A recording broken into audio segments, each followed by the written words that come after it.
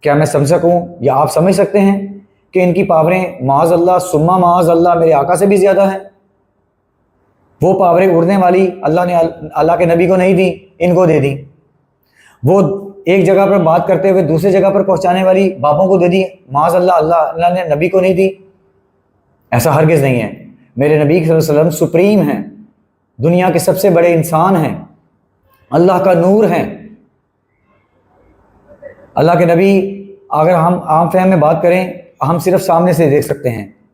اللہ کے نبی صلی اللہ علیہ وسلم سامنے بھی دیکھ سکتے تھے اور پیچھے سے بھی دیکھ سکتے تھے۔ اسپیشل کوالٹیز کے حامل، اسپیشل پرسن، خاص آدمی، اللہ کے پیغمبر، جن کے شان اور شان پاک بیان کرنا شاید ہمارے پاس وہ ویکیبلری، وہ الفاظ نہیں ہیں۔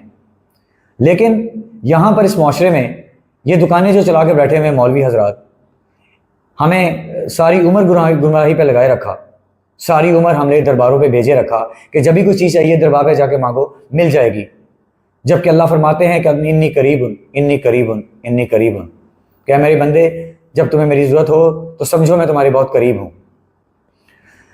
میرا ذاتی کردار ایک جگہ پر سائڈ پہ رکھ دیجئے۔ لیکن کیا یہ عام فہم بات نہیں ہے کہ اگر یہ اللہ تعالیٰ مجھے حکم دے دے کہ انی قریب ہوں تو میرا ایمان پیدا نہ ہو جائے اور میں اللہ پر ایمان نہ لے کے آؤں؟ مجھے کسی بابے کے پاس جانے کی کیا ضرورت ہے؟